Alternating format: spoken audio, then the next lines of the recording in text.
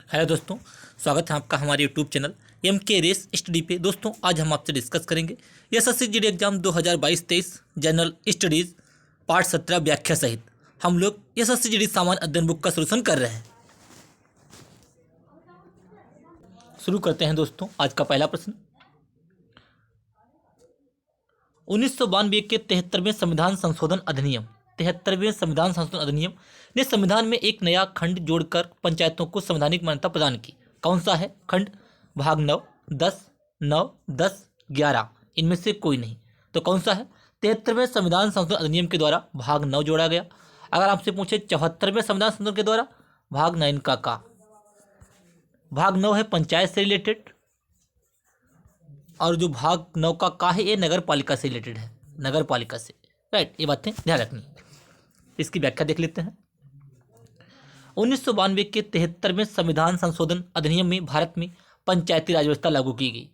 ठीक है, करने की दिशा में एक बड़ा क्रांतिकारी कदम था पंचायतों को गठन। अगर आपसे पूछे पंचायतों का गठन, आर्टिकल 40 कितना, अनुच्छेद 40 है डीपीएसपी,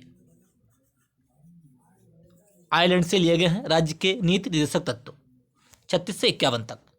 ठीक है, अगला क्वेश्चन, वित्त मंत्री निर्मला सीतारमण ने 2021 में अपना बजट पेश किया। फाइनेंस मिनिस्ट्री जो थी पहले, निर्मला सीतारमण ने 2021 में अपना बजट पेश किया। तीसरा, चौथा, दूसरा, पांचवा, कौन सा किया? तीसरा पेश किया था। अगला क्वेश्चन, इसकी व्याख्या देख लेते हैं। निर्मला सीतारमण ने कोरोना महामारी के बीच अपना तीसरा बजट, कौन सा? तीसरा बजट 2021 में पेश किया। इस बजट ने देश के पहले डिजिटल एवं पेपरलेस बजट होने का इतिहास है। किसने? पेपरलेस या डिजिटल, राइट, यानी कि कागज की कोई जरूरत नहीं है, पेपरलेस इन्होंने बजट पेश किया। किसने? निर्मला सीतारमण ने। अगला क्वेश्चन, संविधान सभा के लगभग 300 सदस्यों ने भारत के संविधान को लिखने के लिए समय तक बैठक की। कितने समय तक बैठक की? ठीक है, तो 3 वर्ष तक। कितने समय तक? 3 वर्ष तक। सारे प्रश्न प्रीवियस ईयर में पूछे गए हैं। एसएससी जीडी 6 दिसंबर 2021 की शिफ्ट में पूछा गया प्रश्न है। राइट, 3 वर्ष। संविधान सभा के लगभग 300 सदस्यों ने भारत के संविधान को लिखने के लिए 3 वर्ष तक समय तक बैठक की। 2 वर्ष 11 माह 18 दिन।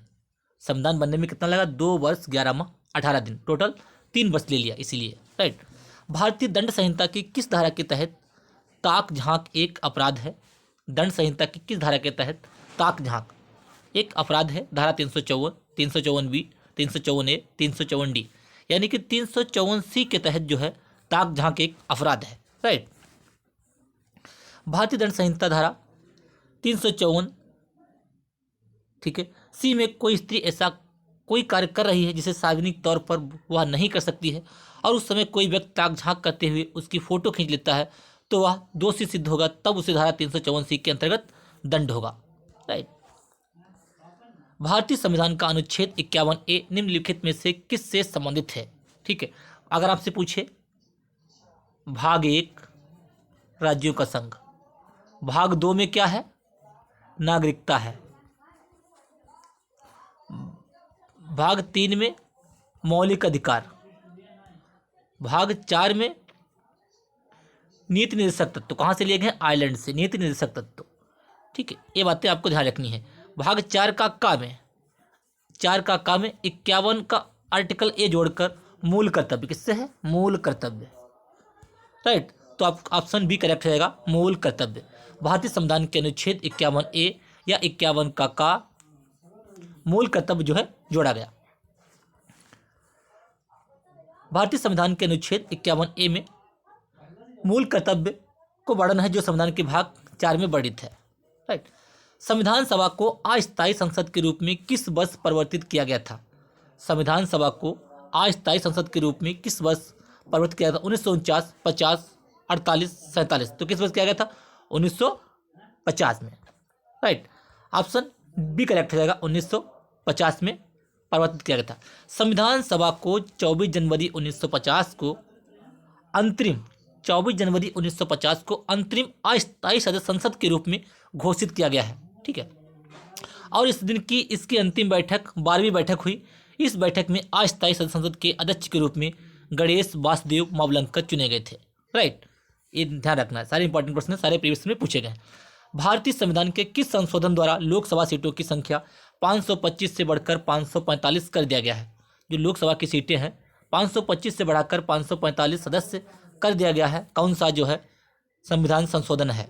31वां, 37वां, 50वां, 45वां। तो कौन सा? 31वां संविधान संशोधन 525 से बढ़ाकर 545 कर दिया गया। राइट। व्याख्या देखते हैं। भारतीय संविधान के 31वें संविधान संशोधन में लोकसभा की सीटों की संख्या 525 से बढ़ाकर 545 कर दी। यह अधिनियम वर्ष 1973 में पारित किया गया था। राइट। भारतीय संविधान के किस संशोधन अधिनियम में राज्य के नीति निश्चित तत्व के रूप में राज्य में आय, स्थित सुविधाओं और अवसरों में असमानता को कम करने की अपेक्षा की गई है? ठीक है, यानी कि भारतीय संविधान के किस संशोधन अधिनियम में राज्य के नीति निर्देशक तत्व DPSP भाग 4 36 से 51 तक जो हमारे राज्य के नीति निर्देशक तत्व कहाँ से लिए गए हैं? आयरलैंड से लिए गए हैं। ठीक है, ये बातें ध्यान रखनी है। आय, स्थिति, सुविधाओं और अवसरों में असमानता को कम करने की अपेक्षा की गई है। तो कौन से? 44 में, 42 में, 47 में, 52 में। तो किससे? 44 में। ऑप्शन ए करेक्ट हो जाएगा। अगली इसकी व्याख्या देखते हैं। 44वां संविधान संशोधन 1977, इसमें धारा 2 को अनुच्छेद 338 में सम्मिलित किया गया, जो घोषित करता है कि राज्य विशेष रूप से आय से आर्थिक असमानताओं को कम करने और व्यक्तियों के बीच नहीं बल्कि समूहों के बीच स्थित सुविधाओं एवं अवसरों संबंधी असमानताओं को खत्म करने का प्रयास करेगा। यानी कि क्या है? अनुच्छेद आर्टिकल 38 जो है कल्याणकारी राज्य, ठीक है, कल्याणकारी राज्य की घोषणा करता है, असमानताओं को दूर करना। भारतीय संविधान का आर्टिकल 72 निम्न में से किससे संबंधित है? आर्टिकल जो 72 है ये क्षमादान से रिलेटेड है। राष्ट्रपति की क्षमादान, जो राष्ट्रपति क्षमादान करता है वो आर्टिकल 72 है। राष्ट्रपति की क्षमादान की शक्ति, आर्टिकल 72। राष्ट्रपति के लिए आर्टिकल कौन सा होगा? 53। भारत के एक राष्ट्रपति होगा आर्टिकल 53 में। 52 में उसका 52 में होगा राष्ट्रपति। 53 में उसकी कार्यकारी शक्तियाँ होगी। 54 में इसका निर्वाचक मंडल होगा। 60 में राष्ट्रपति की शपथ होगी। 72 में राष्ट्रपति क्षमादान। 61 में महाभियोग। ये सारे इंपॉर्टेंट हैं। भारतीय संविधान के अनुच्छेद 72 में राष्ट्रपति को क्षमादान और शक्ति और कुछ मामलों में दंड आदेश को निलंबन, परिहार, लघुकरण की शक्ति राष्ट्रपति में व्याप्त होगी। ठीक है, क्षमा कर सकता है, सजा को कम कर सकता है, ये बिल्कुल माफ कर सकता है। ये सारे आर्टिकल 72 में है। महाधिवक्ता के पश्चात अपने पद पर बना रह सकता है। महाधिवक्ता जो होता है किसके पश्चात? महान्यायवादी, प्रधानमंत्री, मुख्यमंत्री, राज्यपाल। वहाँ जो अधिवक्ता होता है, ठीक है, जो महान्यायवादी होता है वो राष्ट्रपति के अधीन होता है, और जो महाधिवक्ता होता है वो राज्यपाल के अधीन होता है। महाधिवक्ता राज्य में होता है और महान्यायवादी सेंटर में। राइट। भारतीय संविधान के अनुच्छेद 165 के अनुसार राज्यपाल द्वारा महाधिवक्ता की नियुक्ति की जाती है। राज्य का सर्वोच्च विधि अधिकारी महाधिवक्ता होता है। महाधिवक्ता राज्यपाल के प्रसाद प्रति कार्य करता है। अगला क्वेश्चन, भारतीय राष्ट्रीय कांग्रेस के पहले अधिवेशन का आयोजन मुंबई, तत्कालीन बम्बई, प्रेजेंट में बम्बई, ठीक है, उस टाइम मुंबई था, अब मुंबई में बेमेश चंद्र बनर्जी की अध्यक्षता में किया गया था। यानी कि बेमेश चंद्र बनर्जी ने भारतीय राष्ट्रीय कांग्रेस की अध्यक्षता कब की थी? भारतीय राष्ट्रीय कांग्रेस की स्थापना कब हुई थी? 28 दिसंबर 1885 में भारतीय राष्ट्रीय कांग्रेस की स्थापना हुई थी। किसने की थी? ए.ओ. ह्यूम ने की थी। ए.ओ. ह्यूम, ठीक है, ए.ओ. ह्यूम ने की थी। ठीक है, तो इसमें क्या हो जाएगा आपका? 1885 में जो पहला अधिवेशन हुआ था, ये बेमेश चंद्र बनर्जी ने इसकी अध्यक्षता की थी बम्बई में। भारतीय राष्ट्रीय कांग्रेस की स्थापना 28 दिसंबर 1885 में की गई थी, मैंने आपको बता दिया है। इसका पहला अधिवेशन बम्बई, वर्तमान मुंबई में बेमेश चंद्र बनर्जी की अध्यक्षता में हुआ था। अगला क्वेश्चन, निम्नलिखित में से किस राज्य में विधानसभा निर्वाचन क्षेत्रों की संख्या सबसे अधिक है? गुजरात, उत्तर प्रदेश, तमिलनाडु, महाराष्ट्र। उत्तर प्रदेश में जो है राज्य में विधानसभा निर्वाचन की संख्या सबसे अधिक है। भारत के उत्तर प्रदेश राज्य के द्विसदनी विधायिका के निचले सदन का नाम विधानसभा है। इसमें कुल 403 सदस्य होते हैं, जिसमें एक आंग्ल भारतीय भी सम्मिलित है, जो राज्यपाल द्वारा नामित होता है। मूल भारतीय संविधान को हस्तलिखित किसने किया था? मूल भारतीय जो संविधान है उसको हस्तलिखित किसने किया था? प्रेम बिहारी नारायण राजदा, नंदलाल बोस, डॉक्टर सदानंद सिन्हा, त्योहार राम मनोहर सिन्हा। तो किसने किया था? प्रेम बिहारी नारायण रायजादा ने जो किया था। ठीक है, प्रेम बिहारी नारायण राजादा सक्सेना भारत के मूल संविधान को लिखने वाले व्यक्ति हैं जिन्होंने 395 अनुच्छेद और 8 अनुसूची और प्रस्तावना को हस्तलिखित किया है। किसने? प्रेम बिहारी राजादा ने। इंपॉर्टेंट प्रश्न है। दिसंबर 2020 तक भारत के संविधान में कितने संशोधन किए गए थे? दिसंबर 2020 तक भारत के संविधान में कितने संशोधन किए गए थे? 105, 106, 104, 107। 104 संशोधन किए गए थे। ठीक है। 101वां संशोधन किससे रिलेटेड है? 101वां जीएसटी से। ठीक है। 102वां ओबीसी से, 103वां ईडब्ल्यूएस से। ये सारे ध्यान रखने हैं आपको। भारतीय संविधान के लागू होने 1950 के बाद से सन 2020 तक 1104 संशोधन हो चुके हैं। कितने? 104 संशोधन हो चुके हैं दिसंबर 2020 तक। निम्नलिखित में से कौन सा शिक्षा आयोग 1882 में नियुक्त किया गया था? हंटर आयोग, सैडलर आयोग, कलकत्ता विश्वविद्यालय आयोग, विश्वविद्यालय आयोग। तो कौन सा किया गया था? शिक्षा आयोग 1882 में नियुक्त किया गया था हंटर आयोग। ऑप्शन ए करेक्ट हो जाएगा, हंटर आयोग। लॉर्ड रिपन ने भारतीय शिक्षा के विषय में 1882 ईस्वी में एक कमीशन गठित किया था जिसे भारतीय शिक्षा आयोग कहा गया था। विलियम हंटर की अध्यक्षता में आयोग का गठन होने के कारण इसका नाम हंटर कमीशन पड़ा। क्या पड़ा? हंटर कमीशन पड़ा। राइट। अगला क्वेश्चन, भारत का प्रथम डिजिटल केंद्रीय बजट वर्ष में प्रस्तुत किया गया 2019, 2020, 2021, 2018। भारत का प्रथम डिजिटल केंद्रीय बजट 2021 में पेश किया गया। ठीक है। भारत के संविधान का निम्नलिखित में से कौन सा अनुच्छेद परिभाषित करता है कि 14 वर्ष से कम आयु के किसी भी बच्चे को किसी कारखाने या खदान में काम करने से रोकने के लिए था या किसी अन्य खतरनाक रोजगार में नहीं लगाया जाएगा? कौन सा आर्टिकल है? आर्टिकल 24। कौन सा है? आर्टिकल 24। अनुच्छेद 24 हो जाएगा आपका ऑप्शन ए। आर्टिकल 24। आर्टिकल 76 महान्यायवादी से रिलेटेड है। ठीक है। आर्टिकल 23 बलात्सरम। अनुच्छेद 24 कारखानों आदि में बालकों के नियोजन का प्रतिरोध। 14 वर्ष से कम आयु के किसी बालक को किसी कारखाने या खान में काम करने के लिए नियोजित नहीं किया जाएगा या किसी अन्य परिसंकटमन नियोजन में नहीं लगाया जाएगा। भारत के संविधान में कितनी अनुसूचियों का उल्लेख है? 23, 13, 12, 9। प्रेजेंट में कितनी है? 12। पहले कितनी थी? 8। ठीक है।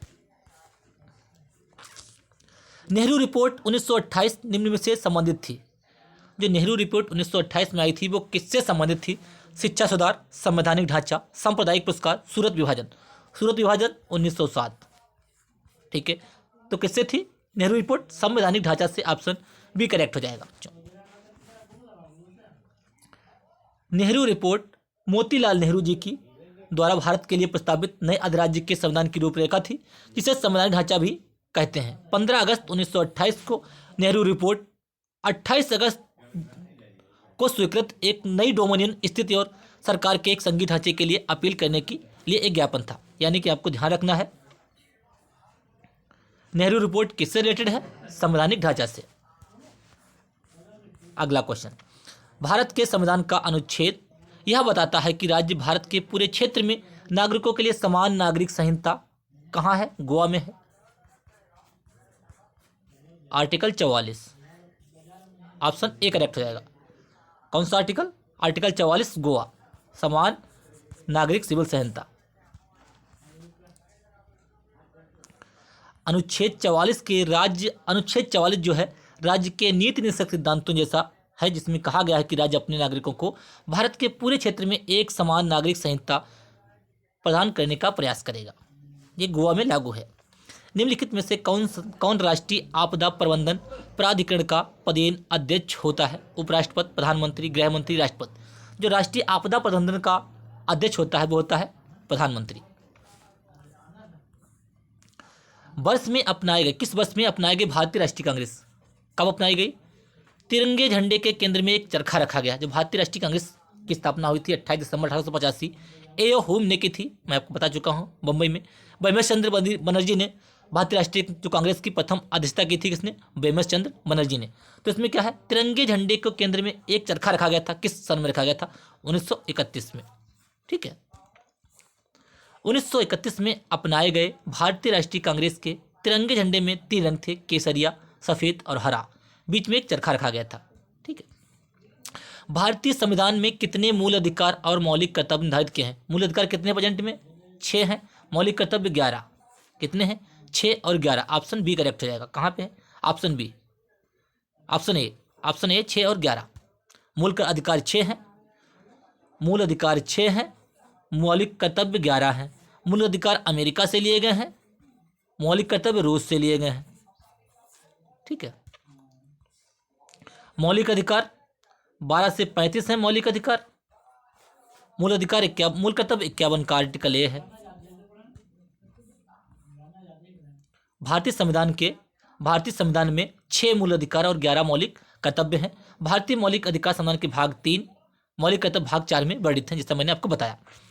भारतीय राष्ट्रीय ध्वज के सफेद भाग के केंद्र में एक गहरे नीले रंग का अशोक चक्र है। अशोक चक्र में कितनी तीलियां हैं? इस टाइप का गहरे रंग का है, तो इसमें कितनी तीलियां हैं? तो कितनी है? उसमें है 24 तीलियां। कितनी है? 24 तीलियां। ऑप्शन डी करेक्ट हो जाएगा। अशोक चक्र को कर्तव्य का पहिया भी कहा जाता है। अशोक चक्र में 24 तीलियां होती हैं। अशोक चक्र की 24 तीलियां जो मनुष्य के 24 गुणों को दर्शाने का काम करती हैं। भारतीय संविधान का अनुच्छेद 368 इनमें से किससे संबंधित है? संवैधानिक संशोधन, कृषि प्रक्रियाएं, केंद्र राज्य संबंध, संसद। तो आर्टिकल जो है 368 किससे है? वो संवैधानिक संशोधन से है। संविधान कहाँ से लिया गया है? साउथ अफ्रीका से। ठीक है। अनुच्छेद 368 एक संसद को संविधान की संशोधन करने की शक्ति प्रदान करता है। किसको? संसद को। ठीक है। संविधान संशोधन की प्रक्रिया दक्षिण अफ्रीका से ली गई है। राइट। सारे प्रश्न प्रीवियस में पूछे गए हैं, सारे बहुत इंपॉर्टेंट हैं। हम इसलिए इसकी व्याख्या कर रहे हैं क्योंकि व्याख्या से प्रश्न बनने की संभावना है। राइट। अगला क्वेश्चन नंबर 137। Question number 137।